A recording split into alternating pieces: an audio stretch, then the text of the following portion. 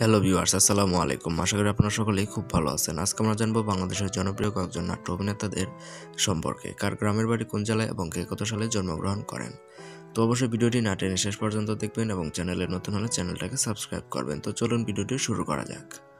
মিশু সাব্বির, তিনি হলেন বাংলাদেশি টেলিভিশন এবং চলচ্চিত্র অভিনেতা এবং মডেল। 2012 সালে লাল টিপ চলচ্চিত্রে অভিনয়ের মাধ্যমে তিনি চলচ্চিত্র জগতে অভিষেক হয়।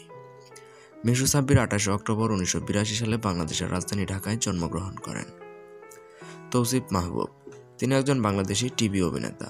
তৌসিফ 2013 সালে এয়ারটেল পরিবেশিত অল টাইম দৌড়ের উপর নাটকের মাধ্যমে অভিনয় জীবন শুরু করেন। নাটক এবং বিজ্ঞাপন দুই মাধ্যমে তিনি অভিনয় করেন। তৌসিফ মাহবুব 27 অক্টোবর 1989 সালে বাংলাদেশের দক্ষিণাঞ্চলের ভোলা জেলায় জন্মগ্রহণ করেন। এরপর রয়েছেন জিয়াউল হক পলাশ, তিনি একজন বাংলাদেশি ছোট পর্দার জনপ্রিয় অভিনেতা এবং পরিচালক। বিশেষ করে দর্শকদের মাঝে তিনি হাস্যরসাত্মক চরিত্রের জন্য বেশ জনপ্রিয়। ব্যাচেলার পয়েন্ট নাটকে তিনি কাবিলা চরিত্রে অভিনয় করে দর্শকদের মাঝে, বিশেষ করে তরুণদের মাঝে বেশ জনপ্রিয় হয়ে ওঠেন। তিনি ফেব্রুয়ারি 1993 সালে বাংলাদেশের নোয়াখালী জেলার সোনাইমুড়ি উপজেলার কালিকাপুর গ্রামে জন্মগ্রহণ করেন।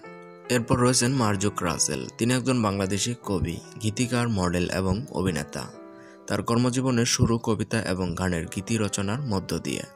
তিনি টেলিভিশন নাটকের মাধ্যমে অভিনেতা হিসেবে আত্মপ্রকাশ করেন। টেলিভিশনে তার অভিনীত প্রথম কাজ ছিল মোস্তফা সরওয়ার ফারুকী পরিচালিত আয়না মহল। মার্জুক রাসেল 15 আগস্ট 1973 সালে বাংলাদেশের গোপালগঞ্জ জেলায় জন্মগ্রহণ করেন।